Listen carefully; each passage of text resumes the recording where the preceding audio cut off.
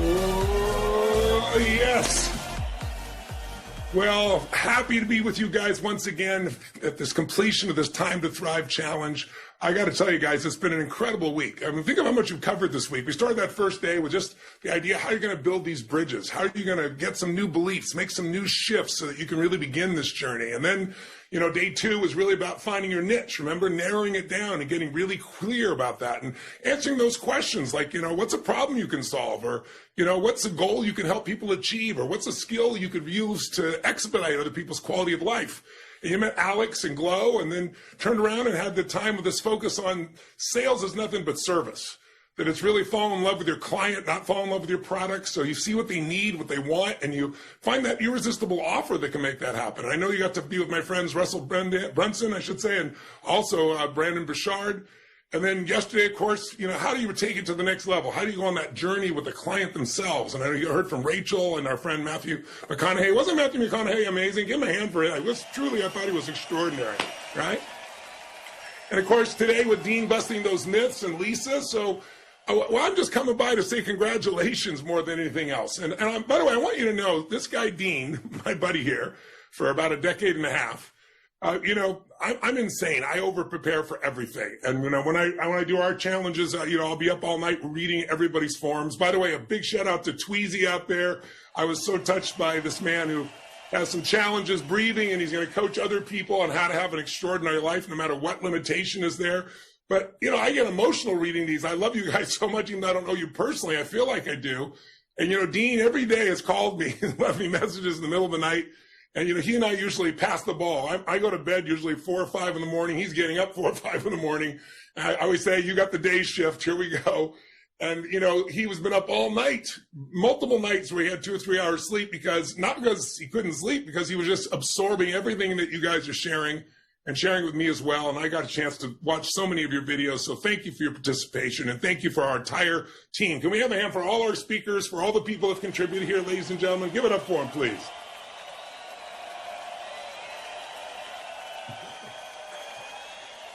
So our goal here this week was to bet on you. We've invested in you for a week saying, listen, we believe, whether you believe it or not, there's more out there for you. And it wasn't a blind bet, because we've had the privilege of working with millions of people from every walk of life in more than 150 countries, 195 countries now, every country in the world that the UN recognizes. And we have a community now of people that are producing extraordinary results across all these different niches that, quite frankly, even Dean and I didn't even know existed to start with. So the opportunity is there, but what you got to do is you got to put it to work, right? It's great to have knowledge. But remember I told you my original teacher was Jim Rohn. He used to have this phrase. He said, don't let your learning lead to knowledge, you'll become a fool. He said, let your learning lead to action. And he said, and then you can create a life beyond anything you've ever dreamed about. And so this has been about success leaves clues. Between Dean and I alone, there's 65 years of business experience in this category, which there are very few humans on earth that have anything close to that. And so we could be idiots at this point. We'd have to see there are patterns, right? And that's what I want you to realize. There are patterns that will make you crazy, make you frustrated, make you stressed, make you overwhelmed, make you be in a place where you want to give up. And there are patterns that will make you push through, get you excited, get you grateful, get you where you're on a flow, where something seems really difficult and all of a sudden it's easy. And learning those patterns, both the skills, but also the psychological, emotional patterns, is probably the single most important thing you're going to do leaving this program and hopefully joining us here for this Project Next. Because what our focus is getting you to actually do it. It's not that complex. Yes, there's some simple things, and there's some things you got to know. You don't know, you're going to struggle. And with some simple technology, you can save yourself months or weeks, or certainly tens to hundreds of hours, just because it's already been done for you. But what you really got to remember is that the real skill here is going to be your ability to influence this and this, right? Your mind and your heart, your ability to shift your emotions. You know, my goal whenever I'm working with anybody, and especially with all of you as new business owners, or perhaps you've been a business owner just going to take it to the next level now, it's to increase your skills as a leader. And remember I said the other day, a leader doesn't mean everybody follows you. A leader means you do things on your standards. You don't settle for less than you can be or do or share or create. So the question I have for you is this: what makes somebody a leader? What's the number one skill that makes someone a leader? And by the way, leaders don't follow. Leaders create life on their own terms. They get to have the quality of life everybody else dreams about. And the answer to the question of what's their number one skill, it's the skill of influence. The ability to influence the thoughts, the feelings, the emotions, and the actions of another human being is the most important skill you can have. If you're going to be a great father or a great mother or a great friend or contribute to your community or build a business, you've got to learn to influence. But who do you got to learn to influence most? And the answer is, you already know it is you. If you can't influence yourself to do certain things, I mean, if you're overweight, you're not doing a good job of influencing your hands, right? If you're not exercising, that's really, all this is here and here. It's this ability to shift the way we think, the way we feel, and what we do. And so as we go to finish this, I want you to really think about what are the things that tend to influence you, not for the better. Right? There's these invisible forces that shape our life, right? If you ask people like, what shapes people's life the most? Most of it is invisible. Radiation's invisible. Too much, you're dead. Too little, and you're dead. Gravity is invisible. Too much, you're dead. You get crushed. Too little, you float off into space, which is why we can't live on certain other planets, right? We can go through all the invisible forces, electricity that allows all of us to do what we're doing right now. Most of you don't see it, you don't know it, you don't even understand how it works exactly. But if you learn how to use certain core elements that are invisible, the most powerful invisible forces are human emotion. Meaning, I don't care if you have the resources or not. I didn't have the money, I didn't have the time, I have the education, I have the people, I could have every excuse, and I had them for a long time. But then one day I woke up and I just got tired of making excuses to myself, and I realized the most successful people in the world didn't have the money, didn't have the resource, didn't have the tools, but they had the ultimate resource. Please jot it down. It's called human emotion. The ultimate resource is resourcefulness. If you can tap into that emotion, that's what starts wars. Human emotion, it's not logic. That's what gets you married. That's how children come about. Everything in life comes from emotion. We justify intellectually, but it's human emotion. And I don't mean just being emotionally, intelligent. That's really nice. Having that potential of managing your emotion. I mean becoming emotionally fit. And so one of the things I really want to challenge you to do is develop a pattern of doing the things you don't want to do. If you just do that over and over again, it'll change your life. Jim Rohn, my original teacher, used to say, Tony, if you want an extraordinary life, you must learn the philosophy of stretching. So what do you mean by stretching? He said, well, think of it this way. If you say to yourself, I can't do something, then train yourself to say, I must, and immediately take action. I said, well, does that mean if I can't jump off a cliff that I must? He said, no, don't be stupid, right? He said, but when you say you can't do something, but if you made yourself do it, you'd be better as a father or as a friend, or you'd have more skill, or you'd be better in business, or you'd be better in your own character, then you must do it. And he said, you have to develop this habit that says, I can't, then I must. I can't, then I must. And as soon as you say I must, take immediate action. And I got to tell you, that philosophy that Jim taught me changed my life. I remember I went to him because, I got this $35 seminar I told you about and making $40 a week. And the next seminar was $1,200. That was in 1977. So it's the equivalent of about $10,000 today. It's a big investment for just one weekend. And I was like, I thought the $35 investment was a big investment, and there's no way I didn't have $10,000, right? I was living on my own, at one point sleeping in my car. And it's like, I didn't have that kind of money. My car was $1,200, to give you an idea. So it's like, sure enough, he kept saying, Tony, if you don't have $1,200 at 17, 18 years old, he said, then you have to go to the seminar. And I thought, he was just selling me, right, at first. But as I told you, I finally started to break through. I started to realize we all get what we have to have. And what I needed to do was just deal with the one thing that stops us. So before we leave, what is the only thing that could get in your way? You've had a cool week. How many have had a great week? How many have learned a ton, got momentum? How many are excited out there? Make some noise if you are, ladies and gentlemen. That's it. So if you have this great week, what's the only thing that could stop you? And people usually say to me, well, me. No, it isn't you. It's fear, right? It's the part of the mind that is fearful. Remember I told you the other day, we all have a 2-million-year-old brain, and it's not designed to make you happy. It's designed to make you survive, remember? It's designed to look for what's dangerous and how do I protect myself? How do I hide from it and freeze? Or fight it if I have to, or run from it, right? Fight, flight, or freeze, as I'm sure you've heard. Well, that survival brain, as I mentioned to you the other day, it used to be there to protect us against like a saber-toothed tiger. Now it's like, oh my God, what if I fail? What if I don't make enough money? What if people think of me? And we make all that life and death. So if the only thing that's going to stop you is fear, then let's look at a way to deal with it or two. First of all, when people tell me of their life, how's your life going? Is it going great? It's going terrible? It's going wonderful? How's it going? You don't experience life. Please jot this down. I experience the life I focus on. I experience the life I focus on. See, in any moment, what's wrong is always available and you can focus on it, right? Oh my God, look what's happened to our economy. Look what's happening with inflation. Look, of course, all that's available. But in any moment, what's right is also available. And those who learn how to direct their focus, those are the people that no longer let fear control them. There was an old movie years ago I mentioned the other day. It's a movie where this gentleman, it was based on a true story of this mathematician who went kind of crazy, and he ended up winning Nobel Prize. And they asked him, it was a key moment in the movie, they asked him, like, how do you stop the schizophrenic part of your brain? No one's ever done that before. And he said, it's really simple. I realize whatever I feed grows. If I feed my fear, it gets bigger. If I feed my focus on what works, I get more of what works, right? So that's really what we've really got to be able to do. And I know you know this intellectually. I do too. I'll tell you a funny story. Years ago, I wanted to learn to race cars. And so I went to this racing school, and I got to know the founder of the school. His name's Bob Bondurant, who's a very famous guy in that business. And I said, Bob, I'd really like to, I don't want to just take a basic course. I really want to master this. I really want to drive. I want to be able to drive like crazy. I want to drive competitively. He goes, okay, Tony, if you want to do that, I'm going to take you on a ride you're never going to forget. He goes, get in the passenger seat, put the helmet on, lock me all up. He goes, I'm going to show you what a car can do. And we were at a place called Laguna Seca, which is a very famous racetrack in Northern California. And it's famous because there's some areas where you're going straight at a wall. They call it a corkscrew, and you got to go right around that thing. So it's pretty intense. I got in that car with him, and I couldn't believe it. I thought we were going to die multiple times. At the very end of the thing, he turns the ignition off. He looks at me and he goes, you'll be able to do that in 4 days. I remember looking at him saying, you know, I'm a very positive person and you're full of it. I said, I don't even know if I want to do this after what I just saw.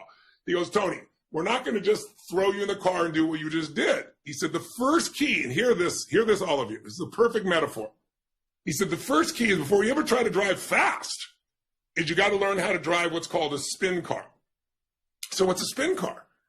He goes, what we do is I put you in this car, and he goes, I'm going to be over on the passenger seat. There's no steering wheel, there's no brake, but I have 4 buttons right here behind my arm at the bottom. You can't see it. And when you least suspect it, I'm going to push one of those 4 buttons. And what it'll do, it'll lift up one of the 4 wheels, and we'll start to spin out of control in that direction. And he said, so this is all you have to remember in life. And please hear me, because it's all you got to remember in business as well. He said, focus on what you want, not on what you're afraid of. I thought, that's easy. I teach this, right? He goes, yeah, because what happens is, I'm sure you've heard of a person driving their Porsche or their sports car down a country road, and they're going 90 miles an hour, and they crash into a pole. There's only one pole every quarter of a mile. Because they start to lose control, and they go, oh my God, I don't want to hit the pole. They stare right into it. And where your focus goes, your energy flows. Where your focus goes, you steer right into it. That's why people crash. He goes, so focus on where you want to go, not on the wall. The wall's there, but if you focus on the wall, you're going to hit the wall. And I thought, no problem, I teach this stuff, right? So then he gets you going. And, you know, if you've ever seen a race car driver, I used to think, what could be, that's not like a sport. I mean, that's not like athletic. Oh, it is, because you start going 120, 130, 140 miles an hour, the level of focus, the level of tension in your body, I mean, your whole body heats up. It's intense. And so I'm ready. I'm like thinking to myself, you pull that thing, push that button. I'm ready. Well, does life ever push the button on you when you're ready? No, right? So sure enough, he watches. And if he watches long enough, there's a moment where you lose just a little bit of concentration. He hits the button. We start spinning out of control. What do? I look straight at the wall. I don't want to hit the wall. He grabs my face, literally shoves my face to the left where we need to turn. Now I'm fighting him because I want to see the death happen, right?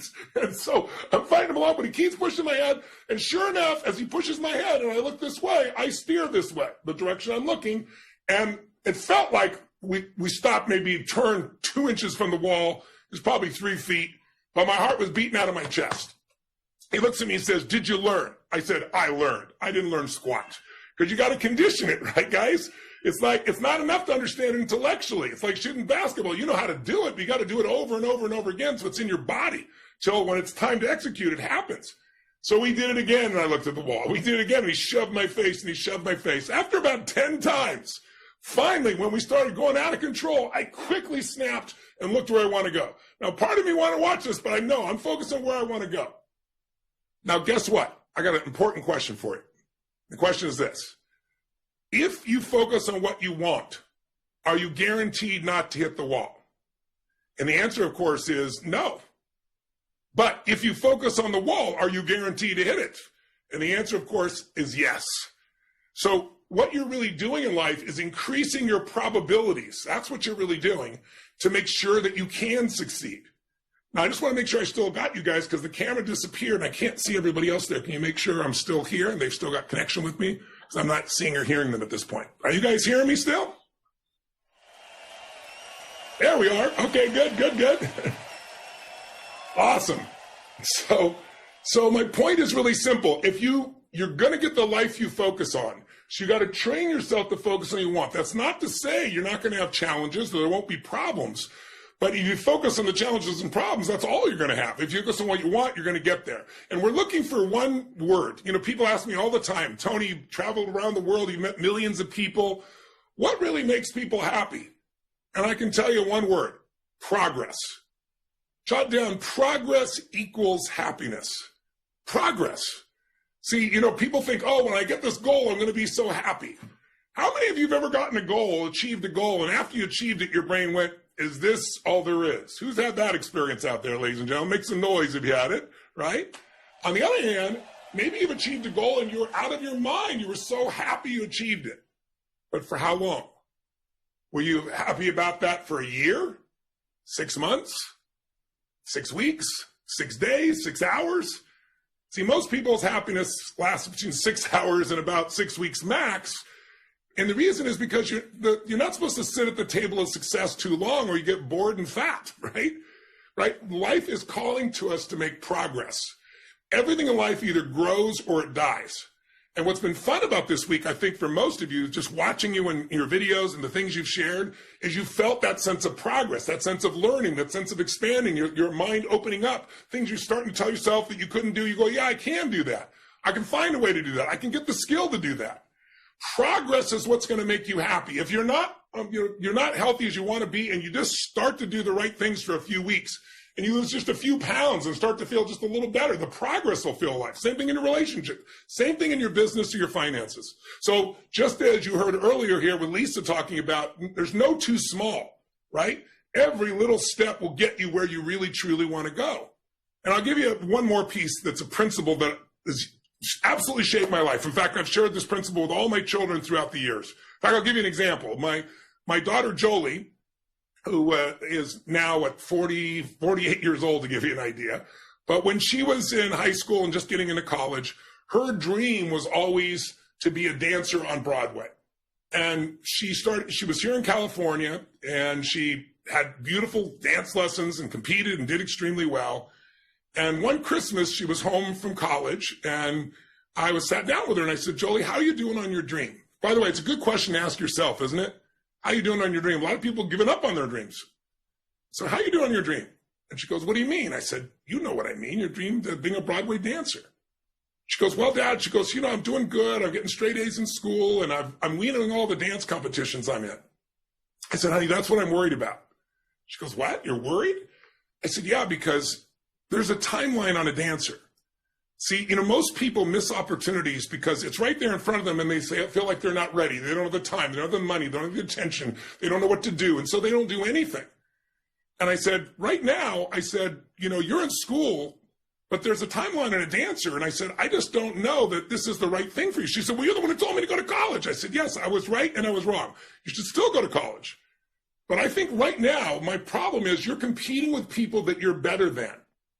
I think you should leave school, you can come back to school later, go to New York, live in New York, learn from the best instructors in the world there, compete with the best people in the world, and find out what you're capable of. I said, I think you could be a Broadway dancer, but I'm your dad. So I'm biased. But you're going to know for sure if you put yourself in the environment, make this happen. She's saying, well, gosh, that sounds like an aggressive plan. I said, that's the only way you get what you want. I said, honey, I think you look at me and think, oh, my dad's a genius. And I said, of course I am. Right? I said, but my real genius is that when I see an opportunity, I grab it by the hair. When I didn't have the money or the time or the energy or it seemed impossible, I always said, I've got to put myself in the arena. I got to put myself where I can learn this. And a lot of things I tried didn't work, but I tried everything. And that's why I got to the things that work. And she's saying, well, when are you saying I should do this? I said, well, when would now be a good time? And she goes, now? You mean like right in the middle of the year? I said, yes. She goes, well, maybe I should talk to somebody in the entertainment business about this. I said, sure, I get paid $1 million a year to coach people, but you should call somebody else. You should talk to someone. And she started to laugh. She goes, no, Dad, you've taught me. Talk to people, experts in the field. I said, okay, that's fair. Who do you want to talk to? And she said, this guy, Jay Maloney, who worked for a company called CAA, big Hollywood entertainment company. And I said, yeah, Jay would be brilliant. He'll know. And she said, okay, well, I'm going to call him. I said, when would now be a good time? She goes, right now. I said, get in there and call him. So she leaves the room, and I call Jay instantly. He's a friend of mine. He's on my speed dial. And I say, Jay, listen. I said, I just had this conversation with Jolie. Tell me if I'm full of it. This is what I told her. She's competing with people she's better in, the best dancers in the world in Broadway. She should go there, learn, compete. He goes, Tony, that's spot on. I said, well, don't say it's spot on unless they go on spot on. I said, then tell her. Hung up. She came back a few minutes later and says, his line's busy. I said, try him again. Persist. Right? She literally didn't know I did this at the time. And so finally, she's gone for like an hour and a half. We talked forever. And she comes back and she goes, well, Jay really thinks I should go to New York. And it's right that if I want to be on Broadway, that's where the best competitors are. That's where I need to go. And so I guess, Dad, we're going to do this. I said, well, I'm glad it was confirmed by an expert. Right? And I said, so here's how the deal's going to work. You're going to work your ass off. I'm not going to pay for everything. I'm going to pay for your apartment. I said, initially, for the first 2 months, then you're going to have to take that over, and I'm going to pay for all your lessons. So you have to be a working actress, not someone sitting on her tail. She said, okay, we're on. And I took my daughter, who had grown up in Southern California beaches, and all of a sudden she goes to New York during one of the worst storms and one of the worst winters they'd had in about 9 years, and it toughened her up. She called me, we talked on the phone, and one day I was coming to town. This is maybe 6, 7, 8 months later. I let her know I was coming next month. She goes, oh, well, I've got to see you. I said, well, I'd love to see you. And so she knew I was coming, and I get to the airport, and I come out for what I thought was going to be someone to pick me up, a car, and it's a car that my daughter sent. I'm like, wow, this is pretty impressive. I hope she's making enough money to afford this. Sat me in the car, and I get in the car, and the guy said, yeah, I'm taking you to see your daughter. And so we drive into New York, and we drive past the area where her apartment was, and I said, well, that was her apartment. Well, she's meeting you somewhere else. And we drive down to downtown Broadway where all the plays are. And sure enough, we pull up to this play, and it's Tommy, the one that was done by Elton John, that play. And on the screen, on the top, I see my daughter's name as a star in the piece. So literally 6 months after she committed doing this, yeah, give it up for Jolie. She was unbelievable. Damn lady, right? So I'd love to think it was my brilliant fathering that did this, but it was her skill, her hard work, her pushing through. But she wouldn't have done it if she'd not taken that sense of urgency. And that's the thing I really want you to take from this. You've had such a beautiful week, but if you leave here with knowledge, you become a fool. Now it's time to take action. Now it's time to invest in yourself. Now it's time to make decisions that push you through. And it's like that's the only thing that changes their life. If you look back at your life and you say, what are the things I'm really happy about? And what are the things I'm unhappy about? You can trace them all back to some decision you made at some point. So I made a decision, 45 years ago to invest in myself, and then another decision to invest in myself even bigger to get answers that launched me in a direction that didn't just provide for me a business or an economic or an income. It's provided for me an extraordinary, meaningful life. A life where, like Dean and I talking last night and this morning, where you get to see people's lives transform and you get to play a small part in making that happen. But that small part is really meaningful. And I really want that for you. You will have no idea the taste, the flavor, the emotion, the connection of what's going to feel like for most of you when you have taken something that has been your problem and you've solved it and helped somebody else do it as well, or some insight or some tool. And then also when you start to do that for a larger and larger number of people and you get to the point where now there's an impact you can see and there's a great economic return as well. But to do it's like anything else. Someone wants to become a doctor, they invest huge sums of money and years and years and years of their life. 4 years is not enough. Most of them are going on for many years beyond that. This is a chance for you right now to say, okay, we believed in you, invested in you. Will you now believe in yourself and put yourself forward and make a real commitment? Because do you ever notice there's a difference between a decision and a commitment? Think of something you once decided. You ever decide something and then you decide in the moment and you didn't follow through? You know, a commitment is when you decide something is so important that whether you feel you can do it or not, you commit to doing it. And that commitment takes it beyond the moment. It takes it into the future where you start to see or imagine, by making this decision today, this is how it's going to alter my entire future. This is how it's going to change my happiness, my joy, my economics. And there's a step beyond commit, by the way, that if you get into this program, and that's resolve.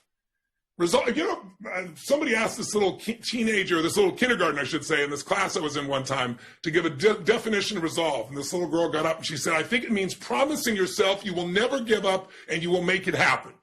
I said, that is the best definition. That is resolve. Resolve is when you resolve within yourself that it's like, I don't even know how all it's going to work, but it's done. I've decided, I've committed, I've resolved. This is the life I'm in. So for you, all of you out there right now, it's time for you to decide, commit, and resolve if you want, and go to the next level. And I hope that we'll have the chance to have you be part of this Project Next and really immerse yourself beyond these 5 days and really build a business and really have a great time and really be part of a community of people from all over the world, more than 150 countries, who are making it happen and are not sitting around worried about inflation or worried about their income. They're busy in it, making it happen. So if you want to make that happen, go to visit right now. Go to joinprojectnext.com, joinprojectnext.com. And afterwards, come in the chat here and write I'm in so we know you're in with us to make this happen. And I just once again want to thank you for playing full out for these last 5 days. And I hope you'll never leave. Here's the biggest piece. This is what I told my daughters, I told my sons. Don't ever leave the sight of making a decision or the sight of setting a goal without doing something that immediately commits you to follow through. Because the most common thing that happens to people, they're all excited, oh, I'm going to do this later, and then they don't. They get caught up by all the distractions of life. You want to do things while you're in state. So from this day forward, anytime you learn something, anytime you grow, anytime you find something that's valuable, anytime you make a decision, do something in that moment that commits you to follow through. That one skill has probably produced greater results in my life than almost anything else. So thanks for letting me visit with all of you. Dean, thanks for letting me participate. I'm going to stay for the Q&A afterwards for everybody else. God bless everybody. Go make this happen.